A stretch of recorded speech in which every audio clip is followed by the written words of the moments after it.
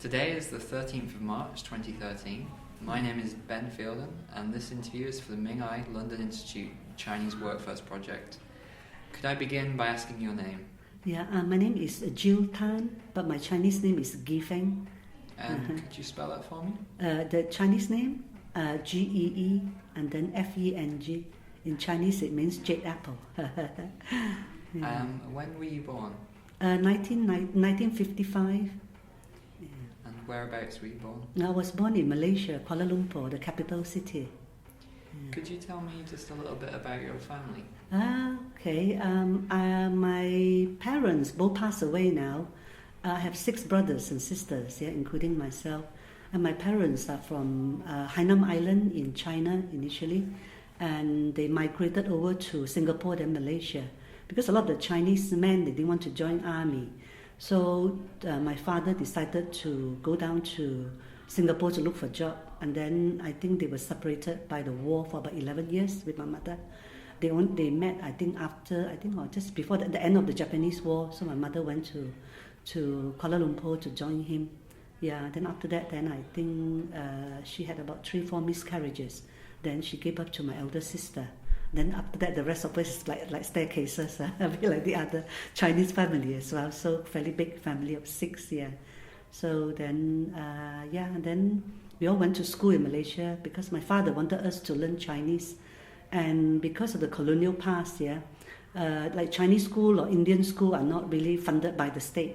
So if you want to have good education or you want to be funded by the government, you go to English school. Later on it's the Malay school, but my father wanted us to go to Chinese education.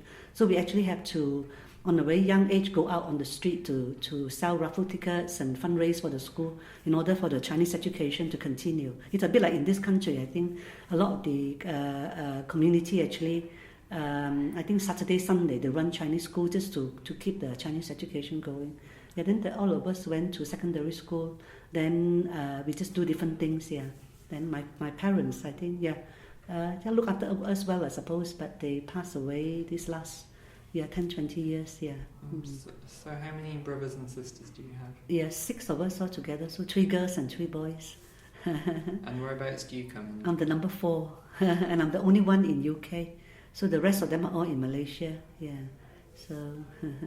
What education did you have? I studied until secondary school in Malaysia. Then I applied to come over to England to do nursing. I was a general and psychiatric nurse. Then after that, I went to college to do a degree in applied economics. Then after that, I was working as a manager in Chinatown, managing the Chinese Community Center there. Then I found that a lot of the Chinese, I think we do not understand how the system works. So I decided to do a master in social policy and administration. The only thing was because the work pressure was so high, I didn't finish it. Then later on, I did get into social work. I qualified as a social worker. And I was trying to do a master. The subject that time was on domestic violence in Chinese community because I saw deal with a lot of cases, along domestic violence. Then after that, when I was a manager of Children's Center, I was sent on a postgraduate course on leadership in Children's Services. Yeah, so it's a similar level to maybe head teacher or deputy head teacher. Yeah, so that's my education history. It's a long way. Yeah. Whenabouts did you come to the UK? 1976. And was that for education? To come and do nursing. Yeah, okay. Because I waited for about a year and a half, I think, to do nursing here because there was a waiting list. And then I was then teaching in Malaysia. Actually doing 5 jobs here because the Chinese school that I was in, it was one of the top Chinese school in Malaysia, and it's only for girls. And because they are not funded by the government, so they're always short of funding. So they were short of 1 teacher. So they got me to teach temporarily. Then I was also working as a lab assistant and also working as a assistant, school clerk. And then also I was also given a class of students to do gardening all the time. So I was teaching maths and chemistry, so I was doing 5 jobs at that time before I came over. But I saved my fare and came over to do nursing. Yeah. So it sounds like you've had a lot of jobs, but what jobs have you had before you worked here at the community centre in the UK? I think after I trained as a nurse, then I was working, and then I moved on that was in Peterborough, and then I went to Norwich to do my psychiatry nursing for 3 years, and I worked there. I think for nursing, in the olden days, I think the new nursing way is a bit different. You go to college, but in the olden days, you just study and you work at the same time. So then I did about 7 years nursing. Then I went to college to study, applied economics degree. When I came out, I applied for the job in Chinatown community centre. I was working as a manager for about 5 years, I think. Then after that, then I moved on to work in Hackney Social Services, because I feel that some of us need to work in local authority to find out what services available. Then we can bring the services to the Chinese community. So my job then was quite interesting, because it was a bridge between the Chinese community and local authority, because it's to bring Chinese people let them use social services. But at that time, I also found there was a lot of Vietnamese refugees, and they were suffering because of the language barrier and cultural barrier. Also, they've been to the war, and then they've also been to the bombing, and then they came out as refugees. Some were also killed on their way, some were raped, some were thrown overboard. So there's a lot of mental health issues. And then also one of the ladies was actually raped in the hospital by a staff member as well. And I found a lot of wrong diagnosis, wrong treatment within the Chinese and Vietnamese community. So I was really quite annoyed as well. That's why the time before I left for Hackney in Chinatown, I was actually setting up a lot of projects.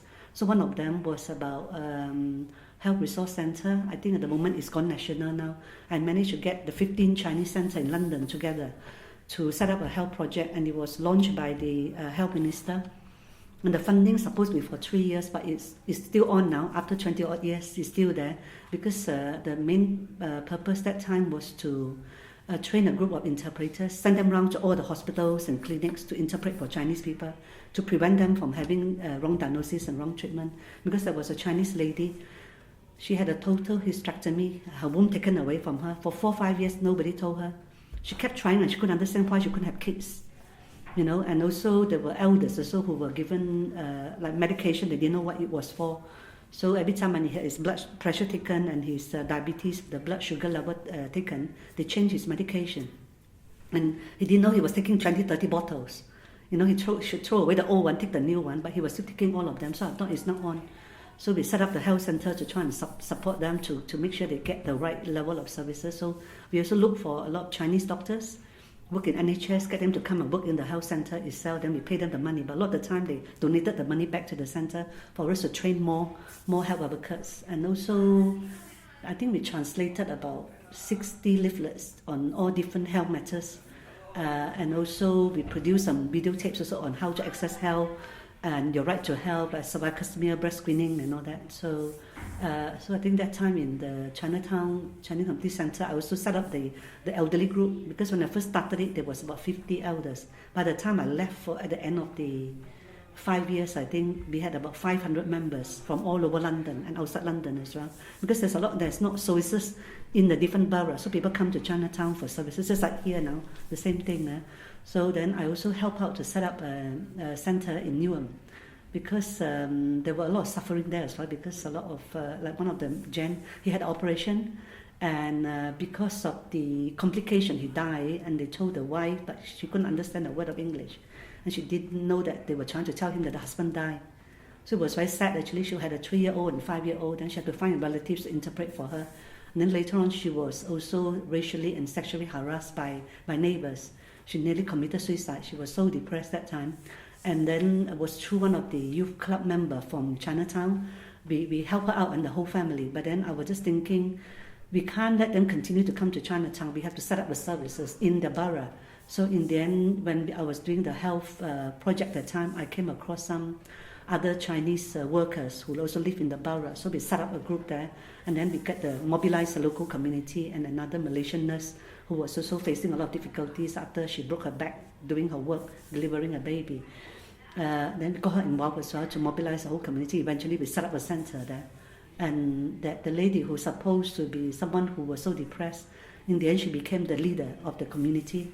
So she was elected as a chair, and then her children now both graduated, and they both working very well now after their master. So then my idea at that time was every borough that we can, in the 33 borough, if we can set up a Chinese centre where there's no Chinese centre. So I decided to move on to Hackney. And when I got there, so I found they were only having one worker, and the centre was all broken, and a lot of the suffering. Also, elders have to travel down to Tower Hamlets for services, followed the bus, nearly got run over. So I decided to then help them out to move to a bigger centre. And by the time I left at the end of the 5 years, they've got about 10 workers. And also I help out the other 3 Vietnamese centres there to get staff as well. So within social services itself also I try and get them to employ more Chinese, bilingual Chinese workers, so that they employ, I think, home care workers, and then staff to help out the Chinese. A lot of Chinese and Vietnamese women were facing domestic violence as well, to help them out. And then in the centre itself, we also have mental health workers and elderly workers. Also, we got the elders to also set up a luncheon club and the women's group as well. And I actually took some of them to Jeffrey Museum. And the museum was actually quite good, because I thought the best thing is to introduce them to local services. Then they know how to use it. Because that time the centre was running, acupuncture sessions, about 10 sessions free for the users. And it was held in the hospital. And they just went to that room and come out. They dare not venture into the canteen and use other services. So I thought it's really so isolated. So I thought it's best to also introduce them to libraries, to museum. They can take the children, grandchildren along. So the museum got interested. So they actually did a similar project like this. So we did an oral history project. And then like one of the elders, when he was, I think his parents were fishermen. And I think they died when he was 12 years old. I think he became an orphan. To survive, he had to work on other boats, to survive. And then when the typhoon came, it blew his boat from, I think, Guangxi, I think in China, to Vietnam, and he settled there.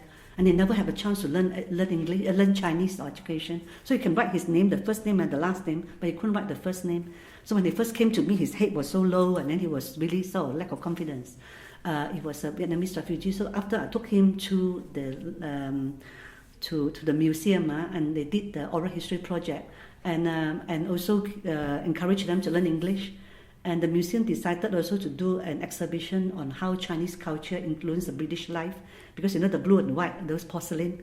I can show you the book later. So they produced a book as well, and they were helping out with the exhibition. It was launched by the culture minister.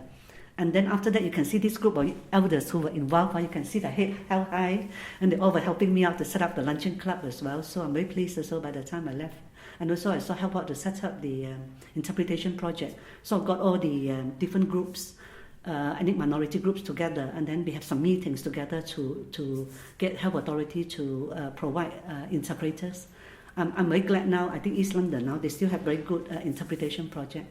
Then after that, I decided to go into social work, because I thought after working in social services, I thought it would be quite useful to acquire the skill as a social worker. So then I applied in Newham, where we set up the centre. We managed to get the council to sponsor three Chinese to go to become social workers. So I was the second one to apply and got in. Then I also was working in social services there. And after I qualified as a social worker, then I went back to work for a while. Then I became a manager in the access team, because a lot of the time with social services is when people come in, you have to assess their needs to see whether they meet the social services criteria. So if they do, then we access them into the different team, like adults team, children's team, mental health team, or learning difficulties team. If not, then we will signpost them to other services. So I was managing the access team. But later on with the cuts, I think the service was reorganized. So it became a call center. So I was managing the call center staff. Then I was also invited then by the manager to actually help to train about 230 staff, because we have about 5 or 6 or 7 one-stop shop where people drop in for a range of services and advice. So the council wanting to go for ISO 9002. I don't know whether have you heard of ISO 9002. It's International Standard Organization, meaning but either the staff in one-stop shop or either in call center, if the user walk in, when they ask certain questions, they will get the same answer wherever they are. So standardizing the quality and the answer as well. So we sort of got all the staff who are very, are very good in their work, get them together, we set up a small group, then ask them to write the policy procedure themselves. Then after that, then we put them online. So all the staff, either they're at the front desk or if they're on the call center, they can read from the script, also giving the correct information because it's updated by the IT team. So then we got a consultant in, then he trained together with us, 230 staff. So within 7 months, we got the ISO 9002. I think we were the fourth in the country, I think the seventh in the world, to get the ISO 9002. But the mayor was asking me, the Newham, why wouldn't be the first one, you know? I think we were doing quite well already. We were the fourth in the country and the seventh in the world to got that now. Yeah, so then after that, then I moved on to become Children's Centre manager. I was given about £1 million in Tower Hamlets to set up and run a Children's Centre. Initially just a one centre, but later on it was expanded because more funding from the Labour government. So we were given more funding, so I set up one more. At the height of it, I was employing and commissioning about 35 staff, including psychologists, child psychotherapists, like breastfeeding midwives and family support worker, dietitian and speech and language therapists, just a whole package. The project is for children under 5 and their families. It's supposed to be targeting at the poorest part of the country, and then to sort of give any social care support, health services, and also education, early education for the children, so that they can have a better start. And one way also, if they do better by the time they go to school, hopefully in future they will maybe become graduate, they won't be poor anymore. And also we're supposed to give training to the parents as well, like give them English classes or just literacy classes, and also help them to find jobs and getting training into jobs. Yeah. So one way of breaking cycle of poverty. I remember this. What do you call that? One of the courses that we introduced is for women particularly. It was very popular. How do you call that? Repair toilets and all those, like sink and all those. What's the term now? Because usually you have to pay quite a lot for people to come and repair all those. But if the women, if they do the course, they roll out their sleeve, they can start repairing all the toilet and sink and everything. So that saved them quite a lot of money. And then after that, then how I got to here, isn't it? Yeah, then because with the cuts also, I decided to take early retirement. Do you think that it's the work you've done in the past in the Chinese community that sort of led you to become involved in this centre? This centre? Yeah. Actually, after I took early retirement, because for 30 odd years I worked very long hours. Everywhere I go is to set up projects. And I sometimes work 7 days a week, 7/24, just to make sure that the community gets services. So then I wanted to have a rest. So then, I took a bit of a rest already, had a bit of holiday, came back looking for something to do. So I was working as extra, making films, Then this Jason Statham, I think he's doing a film called Hummingbird, and was looking for about loads of Chinese people, aged 16 to 80 years old. And I went for the casting. Then I knew a lot of people in the community, so I asked them, you don't have enough people, let me know, then I can help them get in touch with the Chinese people. So then, true enough, the manager asked me to say, can I help out? So then I said, no problem. So I emailed to all the Chinese centre that I have contact with in the past, to say, can they bring the members to come and do casting? Then we arranged it in Newham Chinese Association. Then Katie, our CEO here, she saw my email. She said, "Oh, Jill, you're available now. You're free." So then she brought a group of them to do casting. So then she asked me also whether they have to have staff going on holiday. Can I cover them on a locum basis? So that's how I got involved with this centre. So but also because I'm attracted by, maybe I thought all those years that I left Chinese community, I was working in the local authority, trying to have an understanding, also link people in. So I thought, well, I have the time now, I must as well come and work in the centre. So in a way to help out the Chinese people to see where we are at this stage of the development and see what I can help to do as well. So yeah. What services does your centre provide? We do a range of services really. I think the main one is to provide advice and information to the Chinese people, because I would say 80 to 90% of them don't speak English, or speak very little English, and also or they also don't read English. And I would say majority of the women, particularly the older women, they are also illiterate in Chinese as well, because most of them, if they come from the villages and all those, if your family is poor, it tends to be the boys that have a chance to have education, but not the women. So a lot of the time, let's say any letters that come, they just can't understand it. So ended up we have to do a lot of translating, interpretation. So the letters could be any utilities letter or welfare benefits or the hospital letters and things. So particularly I think the hospital bit is very important because a lot of the time if they have any appointment or have operation, but after seeing so many misdiagnoses or wrong treatment, we want to make sure that all of them know what treatment they're having and what needs to be done, and also explain the procedure so that they won't. Because in some cases, I think reported cases of Chinese people overdosing themselves because they didn't understand. They were taking the whole lot. Like one of the users recently told us the mother had Alzheimer's. And she didn't understand, and because she's also forgetful, so she overdosed herself with the medication. So the advice information is very important for us. Sometimes we also go out with them to interpret in the hospital or in the clinic or GP surgery.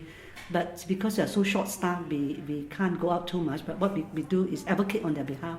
So wherever they are from, we just ring up the clinic or the hospital or the GP to ask them to advocate for them to provide the interpreters and the benefit agencies or housing department. We try and get them to provide.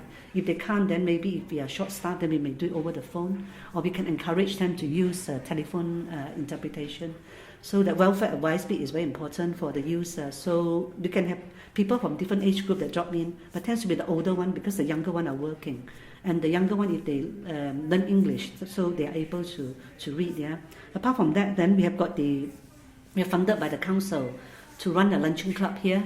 And the luncheon club runs every weekday, so it's 12:30 to 1 o'clock, and it's very busy. So we rely on a group of volunteers to help us out.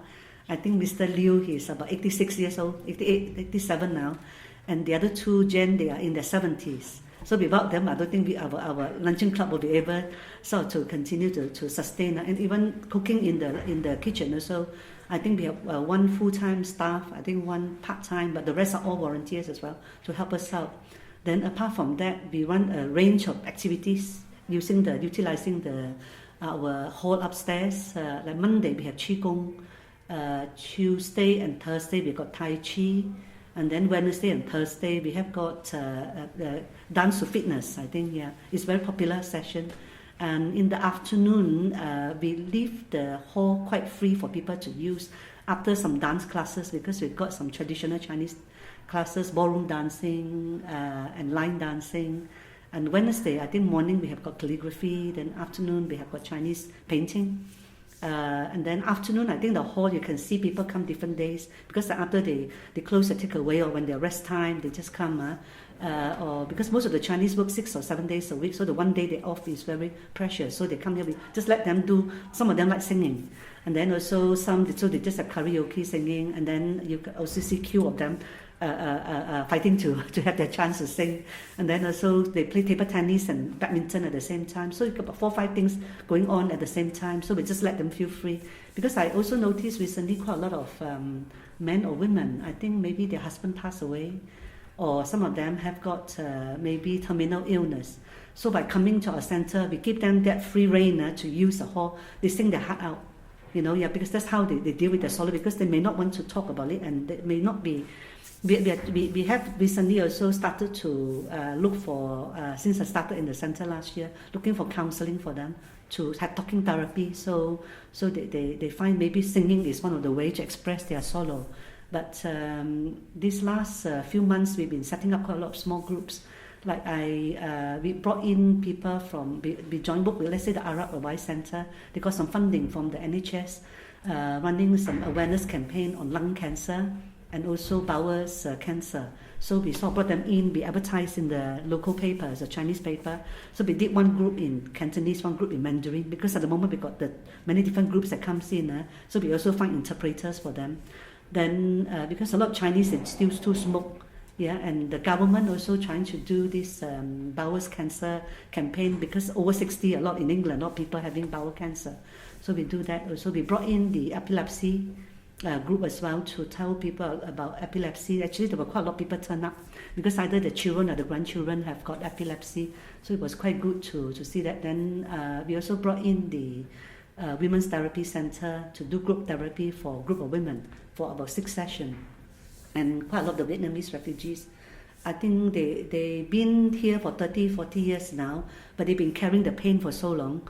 But because of survival, they just sort of put their head down and then to try and find a living, adapt, and then earn a living. The children, grandchildren now grown up now. So I find this last month or two, when we have this small group for them, they were able to offload all the pain and suffering that they've been through, you know. Then I found now 2 of them now have gone on holiday with a smile on their face, so that like they all this sorrow, so they drop them now, you know. So I think we need more of that, and we are waiting for the next cohort of the group therapy. And we also restarted our women's group. We had one before. I think it quieted down for a while. Recently we started the women's group again. Also women came and do knitting. Gosh, it was so noisy. They were all chatting and so happy. So I'm hoping to start the men's group, because they also given us a list of topics that they want to talk about, like prostate cancer, all about the heart problem, high blood pressure, and they give me a long list already. So we due to start up this month, but the trainer can't come, so we're going to start in April. Then at the same time, I think we have got I think the evening also we've got this, what's the name, the Tai Chi classes as well, and also singing group. So and Saturday we have got our Islington Chinese School. So apart from children coming to learn Cantonese and Mandarin, all run by volunteers, a mother-in-law and a son-in-law that runs it with some other volunteer teachers. We also have classes for adults, and then because our centre is based in a church hall we rented, so every morning here, the retired priest, he run free, breakfast club for the homeless. And then once a month on Tuesday until end of this month, we have got the night shelter here as well. And then we also have AA group meeting here. We also have the Congolese group meeting here. We also got the Irish, they do their bingos. And also on Friday, you see the children, I love listening to the Irish music. The children are playing music and dance. Like I think tomorrow they're preparing for the St. Patrick's Day. So we all groups try to work together as well. So just to support each other. And then also I think my colleague Stephen, he runs Chinese Concern for the elders to do home visit for the very old who can't come to the centre. So mostly over 70, 80 or 90. We used to deliver Meals on Wheels to them until I think October last year, because the budget was cut by the local authority because of the central government cuts. So it's quite sad really, because that means we used to have 2 people to visit them on a daily basis. Without that contact, I do worry about them. So we try our best to send our volunteers who are befriended to visit them. Yeah, like one of them came back recently. She was a bit upset, but one of our befriender, she said she went to that particular home. I think the elder just passed away. So, you know, I think sometimes you build up a relationship, isn't it, after you visit them for a while. So then I think we still continue with that. Also, we have got the Buddhist group, the Chizai. They come here every other Saturday to run a free luncheon club or so on every other Saturday for the homeless. But they also help us out to visit all our elders as well. So wherever they are, they help us out to visit them. And recently I noticed quite a lot of Chinese people who are retired, especially nurses, and also catering workers are looking for something to do. So we also organize day trips and some recreational activities, and we also try to recruit them to become our volunteers, so that they can help us out to do activities, and also they get a sense of ownership, and also something they can give to the community as well. So it all depends on what is needed in the community, then we develop accordingly. Yeah. You mentioned the volunteers that you use and the part-time staff, and also like the difficulties of like providing Meals on Wheels. How are you able to provide the services that the centre offers? Yeah, it has been tough. I think even before I came, I think my 2 colleagues who were here, they've been here since. Like Katie, she's the co-founder of the centre, and then Stephen has been working here for over 25 years. So 2 of them been toiling away this last general years with very little funding from council, and they also ongoing try to fundraise, yeah, so through all the different festival and activities that we do. So I suppose the only way that we can sustain is through volunteers. So like the Mr. Liu who helped us out, after he retired, 70 years old. Gosh, he retired at 70. Gosh, very late there, yeah. And then he volunteering for us for 16, 17 years now. And the other two gen also in their 70s. So like Stephen and Katie and myself, we just train them up, give them support as well. So all our sessions upstairs, last year when I first started, I think around about 10 sessions we have. Now we have about 18 sessions, so you can see expanded quite a lot as well. But all these sessions are run by volunteers. Our Tai Chi master, they're all volunteers. They don't get a wage. They just get an allowance and a free meal here. So it's a commitment of them. They wanted to give it back to the community. But also, I suppose, in terms of maybe psychological term, as a psychiatric nurse, studying psychology, I always think it's a bit like we call diversional therapy and also occupational therapy. When your mind is occupied, your body is occupied, you won't be worried, you won't feel depressed. So you keep your mental health and your physical health, well-being as well. So in a sense also they get a lot out of it. They also feel proud. I can see, especially last year, we started to have a lot more regular meeting, because last year the centre managed to get a little bit of extra funding to continue to run the eye surgery, because two of them used to need to do that as well. So last year they got a bit of funding to do a part-time, to get this part-time project going. That's later on I came in to cover, yeah. So we were able to do a bit more. So then also able to have a lot more support for the volunteers, because volunteer come also, we also need to make sure that they are able to talk about the difficulties or problems that they may have. So then we set up peer support group. Then at the moment I'm still working with some of the organisation in the borough to help them out, to help us out also to develop our service, because the three of us, we can't do so much. And actually I'm very touched by my two colleagues, Katie and Stephen. Last year when our luncheon club, not the luncheon club, the Meals on Wheels was cut, yeah. They told me the first time in 17 years they were having a Christmas week off. Because those past 17 years they always kept open the centre because they need to deliver the lunch to the elders. And also we always have a lunch here for lonely elders or for the homeless here. So last year was the only time in 17 years that they closed. But they still come in here to work, because we run, I think Christmas Day or Boxing Day, we did run a lunch for the elders and the homeless. They came in to work as well. So the kind of commitment they give to the community is really amicable.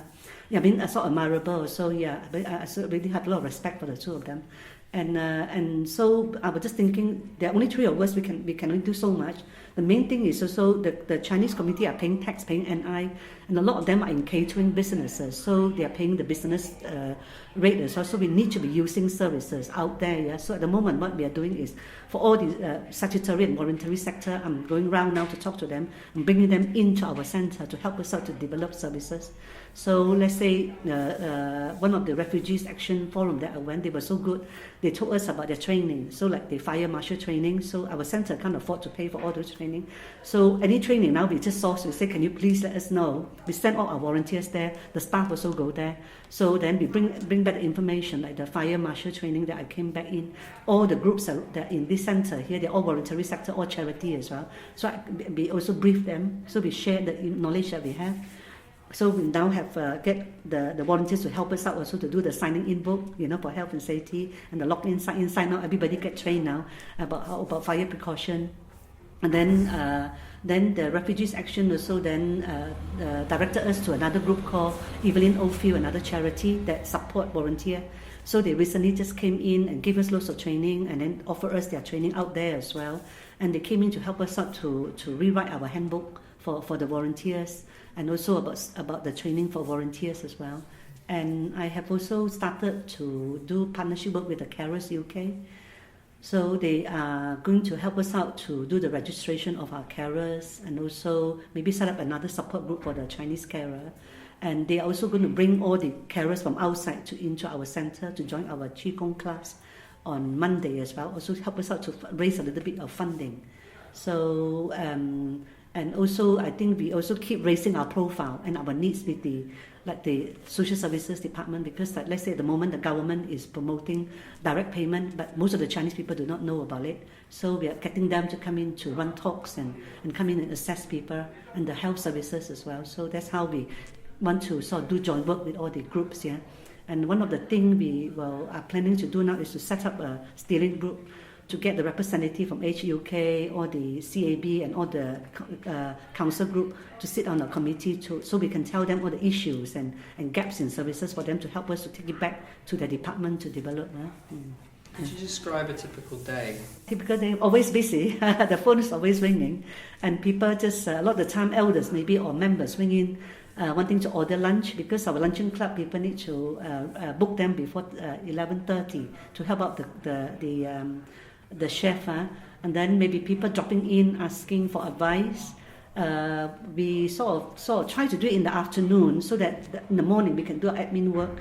But the users sometimes, because to suit their time, they are not here afternoon, they just drop in the morning. As much as we can, we try to accommodate, but we try and train them to stick to that timetable, so for the benefit advice, and then making sure that the luncheon club is run okay and the activities upstairs are okay, health and safety. Then the other thing will be, a lot of the time will be liaising, doing a lot of work with helping out the users to follow up all their cases or the information that they needed, or tap them on to different groups or write letters for them. And the other thing will be having meetings with different organizations that may be coming in, or arranging meeting out of the center, and also talking to our volunteers as well. And we also have people drop in daily to renew their memberships. We don't have a set time, so anytime people just drop in, we just do it. Maybe while talking to you, we thought perhaps we need to set a time, but it's very difficult because the Chinese people, due to their catering or their occupation, they are not off at the same day, you see, so we just try to be as flexible as we can to fit into their needs here. But the main thing is, I think the three of us are working on different areas. So like Katie also help out with the fundraising side and then the PR side, And then Stephen also get very busy with the elders. So sometimes because some of the elders are not well, need to take them to hospital, and maybe out of the office, then I'll be the only one in. So we also try to cover for each other as well. Yeah. You mentioned that your centre is involved with the Vietnamese community. I think you mentioned Congolese as well. Would you say that it's involved with other groups outside the Chinese community? Yes, definitely, because this building, we rented this building is a church hall, church hall building. So it's not just us who are using it. So then since we moved in, before we came, we were told it was very quiet. Nobody came in here. But since we have rented a place, the whole building had turned around. It's got its life and a dynamism on its own now, because we manage the building and we make it very welcoming for all the other groups. So we let out to the Congolese, the church group every Thursday, and the Nigerian group that come. I think weekend also the church group, and then the Irish group that come here. They like the Friday evening, the children come and play the Irish music and do the dance. And then they have got the bingo classes, I think twice a week. We got the AA group that come here. And then also we got the luncheon club free for the, I think once a week or twice a week for the homeless. And then every morning there's the breakfast club, So, and then all our activities upstairs and downstairs here. It's not just Chinese people who come, and even the Chinese also, not the Chinese who come from mainland China, Hong Kong or Malaysia, Singapore, and other part of the world, and also Vietnamese refugees. Also we have got Cambodian Chinese, but also at the moment we also have a lot of Japanese and Korean, because they're also looking for somewhere for the activities. Also we have Asian people coming, African Caribbean, and a lot of English people and Eastern European as well. That if you come up to see our Tai Chi group, is very mixed here. And the other thing also I forgot to mention earlier, also we've been running English classes. We saw a joint book with Westminster Adult Education Services. So at the moment, 2 classes going on, one for intermediate level English and the other one for beginners. So they run 2 sessions each, so about four sessions in our centre. And also I managed to also get them to fund 4 classes of computer. So 2 for intermediate, 2 for beginners, because I thought it's important for the Chinese community themselves to start learning English. Also, this day and age with the digital age, so older generation, they learn how to use the computer quite good, because some members were asking, can we teach them how to use a mobile phone as well, because they say they want to use like leave messages or listen to messages on text message. They don't know how to do it. And also on computer, they do not know how to, let's say, want to book etiquette, or they want to download music, because they're quite isolated in terms of, maybe if you look at television, it's all in English, isn't it? If they can't afford to have the Chinese channel, so they think if they can download them free on computer, that will help them out. So we told the tutor, so he said, yeah, no problem, whatever they want to learn, just tell me, I will teach them. So some of them now go to their centre in Piccadilly as well, yeah. So it's quite good, yeah. Since you've been involved in the community centre, have there been any significant events? Yes, I think the centre, I must say, this centre, because for survival, we have to fundraise all the time, but we also, apart from like Chinese New Year, we always celebrate, yeah. So this last month, the 16th, we just had a big celebration. The whole hall upstairs was jam-packed and then overflowed to downstairs here. Actually, we shall ask you to come and film it, because the calligraphy and the Chinese painting classes, they're held here on every Wednesday. It was the first time the student and the teacher got together to do exhibition of their art and the painting, and also we sort of get the audience and to help out to mark out and select, to give marks to see which is the best one. So have a bit of competition, and the performance was all performed by all those our volunteers. All the tutors from Tai Chi and all the singing group, they all performed that day, and we got the mayor and everybody came. But last year, actually, because of the Queen's Diamond Jubilee, so we did a street party out there, and we have about nearly 100 volunteers that came. So attendance was about 200-300. So ad hoc, we got so many. Because one of the company, I think Rex Air Travel, they donated also a tour of China for £99. So that became very popular. So loads of volunteers came to help out also. And we have got a lot of performance on the street, especially the Tai Chi for 1,000. Just get all the people on the street, even our councillors and all the politicians join in as well as the audience. And our line dance was actually led by this elderly lady, our member. She is 82 now. Last year she was 81. So she was the one who leading with the Chang Chang Chang, doing the music, and the whole troupe of the line dance, they were all elders. Because they couldn't get the younger people, they're working on Saturday, I think. So these days, if any function, it's always the elders that lead all the line dance here, or in the 60s, 70s, 80s, yeah. And also, because of the Olympic last year, so we also got involved with getting all our Tai Chi group together and do the demo and showcase all the different style of Tai Chi. I think 2 occasions. One was in Essex, and a fell of water, and when the torch was going through the relay, and the other one is in the park nearby. So initially, like, we have the 4 different classes of Tai Chi.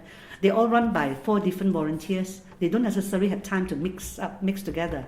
So through this Olympic relay session, to showcase the Tai Chi, we managed to get all of them together, because sometimes I think there's a bit of politics, because I'm the best. They come from different sort of school of thought.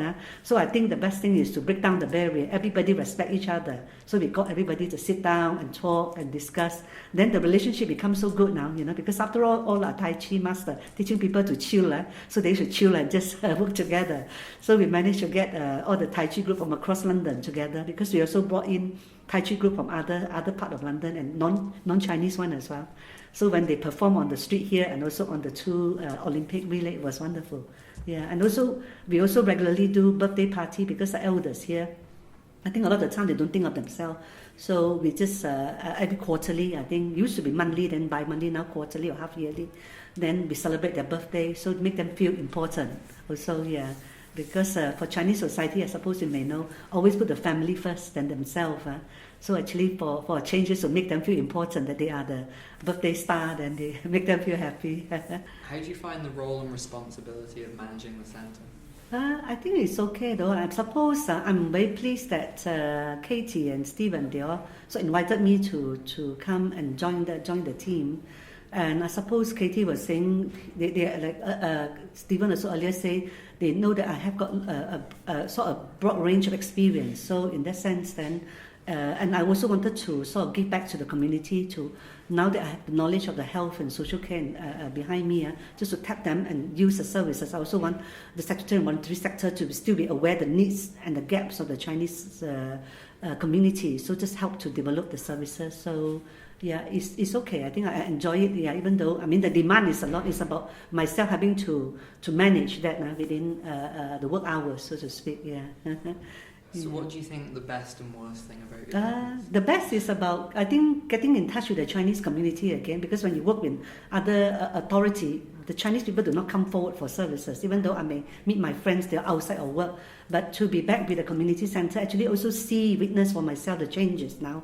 Because with the mainland Chinese coming and there are different phase, every 10 years there things changes. So to be up to date again, and also to be able to contribute my skill and my knowledge, to tap them on to the services, then I find that's also good. Then I am able to do the liaison with the bridge between the Chinese community and the outside world. Yeah.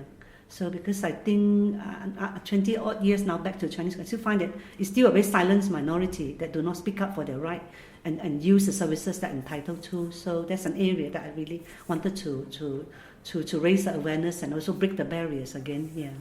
So. So what's the worst thing? The worst, I don't see any worst thing, but just more of, I suppose, perhaps it's the demand is still very high there. And there's not enough of us to help them out to access services. So it's about us still having to maybe raise awareness among Chinese community as well, to come forward to help out our own community and the next generation to continue to help. Because I find the communication gap is still there, because in the past I saw mother or the grandmother and the children or grandchildren using Chinese and English dictionary bilingual to communicate, because the parents or the older generation don't have enough English vocab to express themselves, and the younger generation do not have enough Chinese vocab to tell the parents about how they feel, so they use a dictionary to communicate. And the problem is still there. I don't think it will go away. So it's about maybe continue to work on it and help out on. One of the best things I remember now is having the lovely Chinese lunch here every day at our luncheon club with the members, and also with the group of committed people in the Chinese community. Yeah. Where would you say that your attitude and ethic come regarding from? work? I think from my parents, I would say also the Chinese education, because Chinese education, I find, even though Confucianism, there are also maybe the weaknesses, the negative part, but the positive part, because it's got us to respect society, respect the elders, respect, put the society and the needs of the community first. I find that is very strong in me, particularly my family, because my parents come from Hainan Island, which is most people are either farmers or fishermen, so they always look after each other. So my parents really jump into us, to make sure that we take care of other people.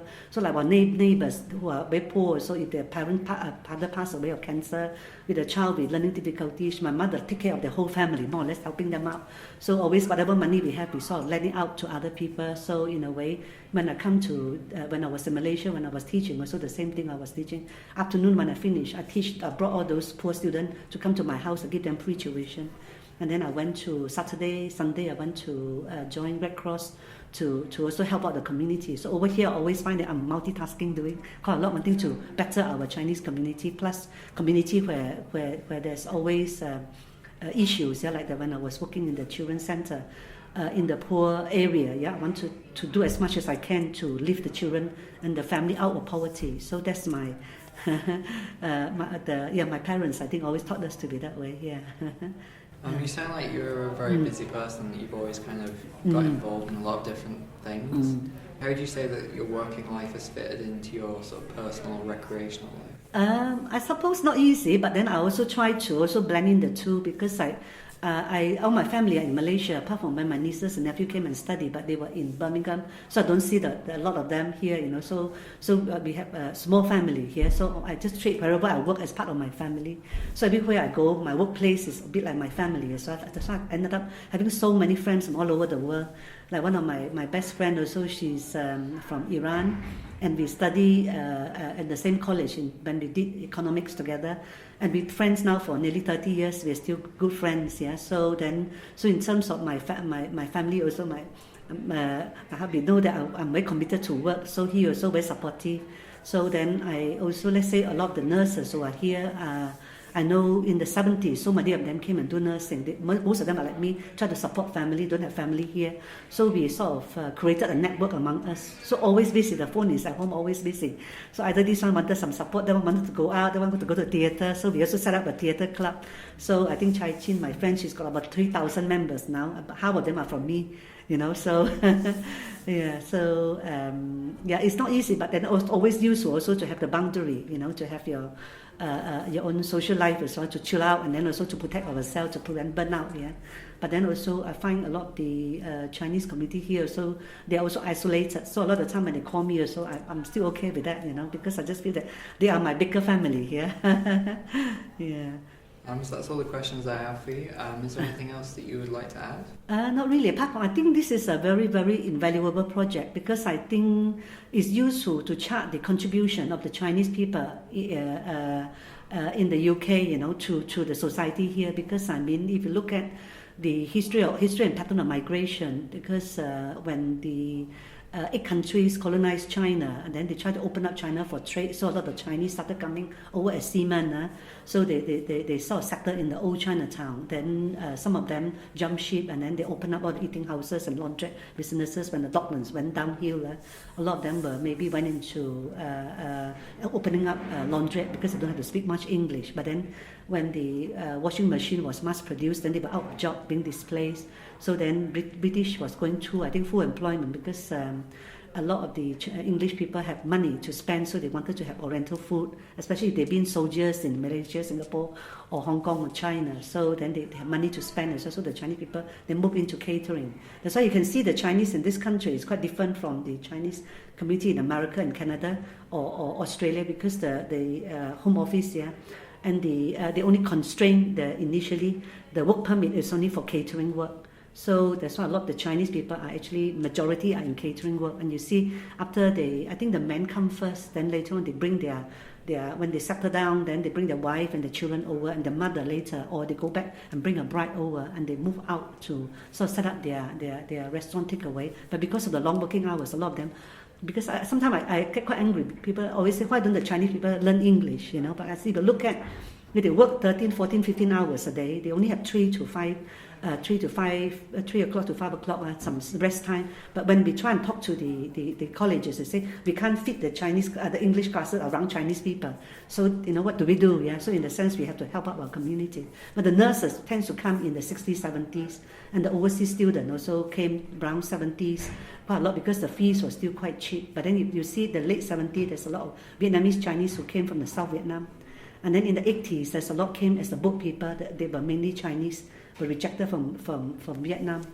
So there's been changes in the community as well. Then later on with the Tiananmen incidents, then there's the political refugees from China. Then you also see one period of time, a lot of, I don't know, but you know about Hokkien in China, the southern part, southwest, the Hokkien Chinese that came over as well. Then they were in Chinatown for a while. Then this recent years, this last 10, 15 years, a lot of the Chinese official, or they send people to come and do research. Then later on, this latest phase is all the richer Chinese young people came over. Then now the parents came. In a way, that's why maybe the work in the Chinese community, we have to go with the change.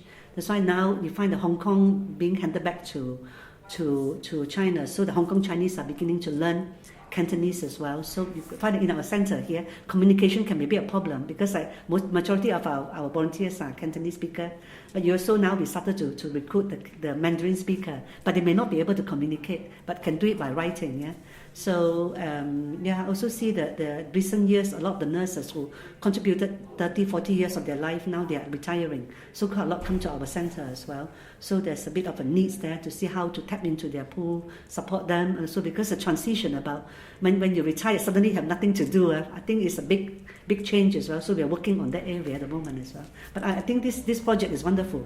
So I hope we can continue to maybe help you out to interview more Chinese from different area of work, especially the mental health, learning difficulties. A lot of the Malaysian nurses are being channeled into that. There's a lot of suffering that I pick up as well. There was a period of time I also helped out to set up the Malaysian Nurses Society because some of them were treated so badly, including myself. Some of them sort of felt very, very, very low. There were incidences of some of the nurses committed suicide as well. So we actually went and helped them out to support them to move on to somewhere else, and quite a lot also went to do a degree, and then they become lawyers and teachers and all that because the hospital were treating them quite badly. So there's still a lot more work to be done. Yeah, but the one more thing I'd like to say also is about the culture side. I find the Chinese community, especially now with the mainland Chinese that come over, there's a lot more newspaper, there's a lot more the media side, and also the like, let's say the cultural side. We have a lot more performances. Recently, the Peking Opera Group asking us also to help them out to sell tickets and promote. And I also find that one of the strong points for the Chinese community is the Chinese education. Everywhere they go, so a lot of the Chinese people are still volunteering themselves to teach Chinese. So may that continue, I think, yeah.